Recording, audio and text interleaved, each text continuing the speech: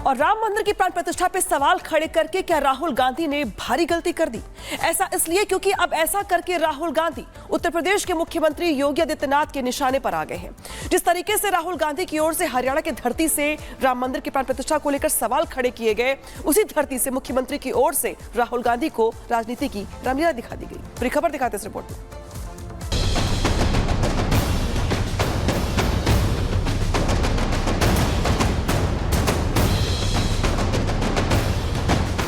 कहते हैं कि अयोध्या में जब रामलला का मंदिर का उद्घाटन हो रहा था तो वहां पे नाच गाना चल रहा था। अरे जिंदगी भर तो यही तुम्हारा खानदान करता रहा। अयोध्या में रामलला की प्राण प्रतिष्ठा समारोह में कांग्रेस नेता राहुल गांधी के विवादित बयान के बाद सियासी घमासान छिड़ा है। रामलला और राम मंदिर पर कोई सवाल उठाए और राम भक्त योगी आदित्यनाथ उसे जवाब न दें, ये कैसे हो सकता है? राहुल गांधी ने हिसार की चुनावी सभा में रामलला के प्राण प्रतिष्ठा कार्यक्रम को लेकर कहा था कि वहां बस नाच गाना हो रहा था। अमिताभ बच्चन को बुला लिया, अदानी को बुला लिया, अंबानी को बुला लिया, किसी एक मजदूर को नहीं आने दिया। आपने किसी बढ़ई को देखा, किसान को देखा, मजदूर को देखा? कोई नहीं। डांस गाना चल रहा है, प्रेस वाले हाय हाय हाय कर रहे हैं, नाच गाना चल रहा है, डांस चल रहा है। ये रियलिटी है आपकी। राहुल गांधी को जवाब देने के लिए सीएम योगी ने भी हिसार का मैदान चुना और फिर एक के बाद एक इतने शब्द बाण दागे कि कांग्रेस और राहुल की बोलती बंद हो गई। वे कहते हैं कि अयोध्या में जब रामलला का मंदिर का उद्घाटन हो रहा था तो वहां पे नाच गाना चल रहा था। अरे जिंदगी भर तो यही तुम्हारा खानदान करता रहा।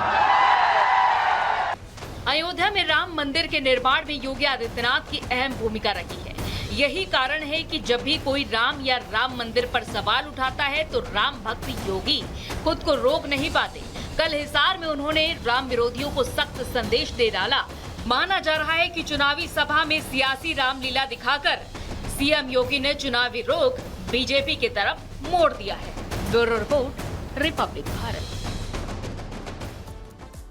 तो योगी आदित्यनाथ ने जिस तरह से राहुल गांधी पर वार किया है, केंद्रीय मंत्री गिरिराज सिंह अब समर्थन में खड़े हो गए हैं और कह रहे हैं कि राहुल गांधी अपना मानसिक संतुलन खो बैठे।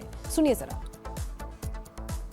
या तो राहुल गांधी का दिमागी दिवालियापन है या उनको का फोबिया हो गया या कोई उनको समझा दिया है कि ये बोलते रहोगे तो मोदी के ऊपर आपका मोदी मोदी हो जाएगी। तो ये गलतफहमी में है जिस राहुल गांधी का परिवार ने 50 साल तक भारत को लूटा। दादी जी से लेके एक से एक कांड होते रहा 2G तक, दादी जी से 2G तक, जीप घोटाला से लेकर के बोफोर्स घोटाला तक। वो इस ढंग की बातें करते हैं जो भारत को गाली देते भारत के बाहर जाकर के। क्या राइट है? ठीक ही तो कहा योगी जी ने। इनकी संस्कृति में नाच गान है, इसीलिए भारत में प्रभु श्री राम को भी गाली देते हैं। इनका एक स्वभाव सा बन गया है राहुल गांधी का।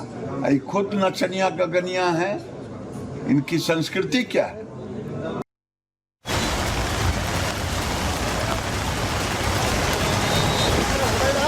दरभंगा जिले की सड़क नदी के कटाव के कारण ये टूट गया है।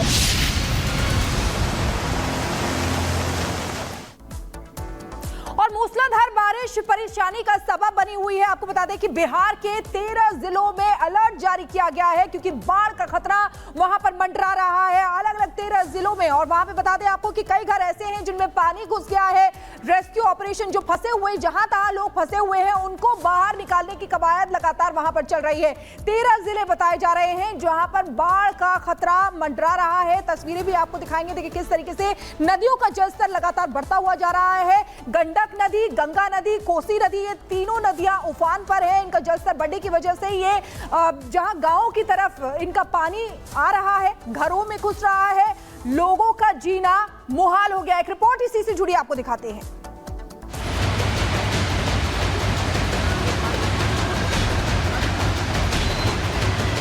इधर से दूर दराज गांव से लोगों को रेस्क्यू करके लाया जा रहा है।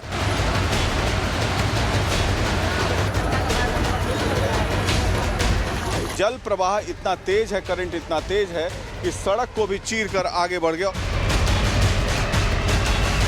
कहते हैं प्रकृति जब रौद्र रूप में आती है तो कहर बरपाती है। इंसानी बस्तियां तो छोड़िए, इंसानी जान पर भी आफत आ जाती है। नेपाल से बहकर आ रही आफत बिहार का शोक बनती जा रही है। क्रोध में गंडक और कोसी है, बिहार गले तक डूब गया है। नेपाल तो डूबा ही डूबा, बिहार को भी नहीं छोड़ रहा है। उत्तर बिहार की स्थिति इस वक्त कुछ ऐसी भयावह है। रास्ते डूबे हैं, घर डूबे हैं, पुल बहने के कगार पर है। या तो तैर कर जाइए या फिर नाव चलाइए। हालात बिगड़े हैं। कोसी, गंडक समेत कई नदियां उफान पर हैं और सब कुछ अपने साथ बहा कर ले जाने को आमादा है। ये सुपौल है जहां चारों ओर पानी का प्रहार है। हर तरफ मझधार में फंसी जान है। बिहार में 56 साल बाद तबाही का ये मंजर दिखा। कोसी का ये सबसे रौद्र रूप है। रिहायशी इलाकों में सैलाब का कब्जा है। सड़कें समंदर में तब्दील हो चुकी हैं तो गांव तालाब बन चुके हैं। कि मैं अभी नदी में हूं और नदी से दूर दराज इलाके ये सब देख रहे हैं आप कि इधर से दूर दराज गांव से लोगों को रेस्क्यू करके लाया जा रहा है। और वही उसी एक रेस्क्यू बोट के साथ हम लोग बीच नदी में हैं। कुछ लोगों को गांव से, महिलाओं को देखिए, ज़्यादातर इसमें महिलाएं हैं और सबको रेस्क्यू करके लाया जा रहा है। आप लोग को बचा के लाया जा रहा है। किस गांव से आ रहे हैं आप? पंचगछिया से। कितना दिन से फंसे हुए? 4 दिन से। क्या स्थिति हो गया? अचानक पानी कैसे आया? पानी बहुत आ गया। पानी बहुत आ गया था। पानी बहुत आ गया था, घर डूब गया। वहाँ क्या दिक्कत हो रही थी? दिक्कत की खाने पीने की कुछ नहीं। मवेशी सब मवेशी वैसे पानी में बैठे। बिहार में बाढ़ का आलम ऐसा कि दरभंगा दरिया बन गया। पानी ने जब रास्ता बदला तो गांव का भूगोल ही बदल गया। उफनाई नदी और गांव का रास्ता अपने साथ बहाते हुए बस आगे निकल गई। ये देखिए, ये सड़क जो कि नदी के कटाव के कारण ये टूट गया है और ये सड़क यहाँ से करीब 100 मीटर से ऊपर 200 मीटर तक कट गया है, जिससे कि नदी का प्रवाह आप देख सकते हैं।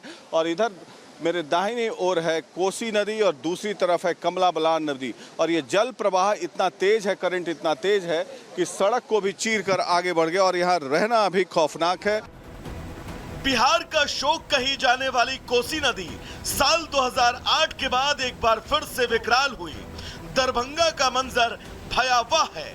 बांध क्या टूटा, कई गांव में त्राहिमाम मच गया। कटाव के चलते 10 लाख लोग प्रभावित हैं तो कई गांव पानी में बस बहते नजर आए। लगभग अब 18 घंटे के करीब हो चुके हैं इस तटबंध को टूटे हुए और जल प्रवाह देखिए ऐसा विकराल रूप ये दरभंगा जिले में है। और ऐसी त्रासदी, कोसी त्रासदी जो हुई थी 2008 में, उसी तरह का भयावह मंजर। गांव का गांव उधर देखिए, वो दूर दराज इलाके में गांव का गांव डूबा हुआ है। कई लोग लापता हैं। अभी किसी जान माल की क्षति की बात नहीं आई है। एनडीआरएफ की टीम जो है पहुंची हुई है। ये देखिए, ब्रिज जो कनेक्ट करता है ये भी यहाँ पर डूबने के कगार पे है। नेपाल में भारी बारिश ने बिहार में जल प्रलय जैसे हालात बना दिए। नेपाल से आए पानी की वजह से कोसी, गंडक जैसी कई नदियां उफान पर हैं। नेपाल में भारी बारिश के चलते वीरपुर में मौजूद कोसी बैराज से छोड़ा गया 6 लाख क्यूसेक पानी, जो 1968 के बाद सबसे ज्यादा है और जिसकी वजह से बिहार के 13 जिले सीधा प्रभावित हैं।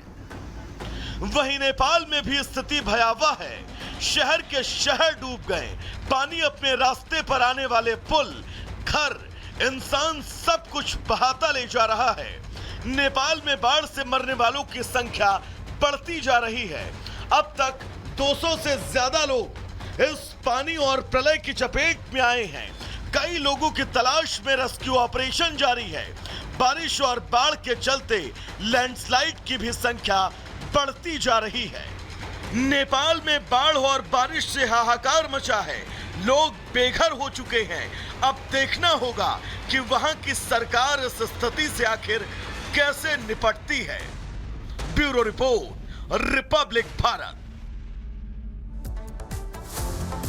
अक्टूबर का आफतकाल चल रहा है और इस आफतकाल में सबसे ज्यादा जो असर पड़ा है वो पड़ा है बिहार में, क्योंकि बाढ़ भयंकर है। अब कौन कौन से वो इलाके हैं जो प्रभावित हो रहे बताते हैं। दरअसल आपको देखिए, बिहार के पूर्वी चंपारण का जो पूरा इलाका है वो सबसे ज्यादा प्रभावित है। इसके अलावा पूरब से लेकर पश्चिम, यानी कि पश्चिम चंपारण में भी इसका असर दिखाई दे रहा है। अररिया जिला की जब हम बात करते हैं तो यहाँ पे भी इसका असर है। किशनगंज, ये भी जो इलाका पूरा प्रभावित है। गोपालगंज, जो जिले हैं लगातार बता रहे हैं आपको हम। इसके अलावा नंबर आता है शिवहर का, जहां पे असर दिखाई दे रहा है कोसी के धारा प्रवाह बहने का। इसके अलावा सीतामढ़ी, ये वो जिले हैं जहां पे लगातार जो बाढ़ का खतरा है वो बढ़ रहा है। सुपौल से हमने रिपोर्ट फाइल की थी, आपको दिखाई थी। इसके अलावा सीवान देखिए आप, तो ये वो जिले हैं। मधेपुरा में भी बाढ़ का असर दिखाई दे रहा है। मुजफ्फरपुर में भी बाढ़ का खतरा मंडरा रहा है। पूर्णिया, ये वो जिले हैं। इसके बाद दरभंगा देखिए, दरभंगा भी यहाँ पे, मधुबनी, और एक के बाद जो एक जिले है, चाहे मोतिहारी हो, चाहे इसके अलावा बाकी अन्य जिले हो, यहाँ पर बाढ़ का जो खतरा है वो दिखाई दे रहा है। 13 से 14 जिले ऐसे हैं जहां पर बाढ़ जो है वो साफ तौर पर देखने को मिल रही है, जहां से लोग मजबूर हो गए पलायन करने के लिए, और लगातार यहाँ पे बाढ़ जो है विकराल रूप देती जा रही है। बढ़ेंगे खबरों में, आगे दिखाएंगे आपको 2 मिनट में। भारत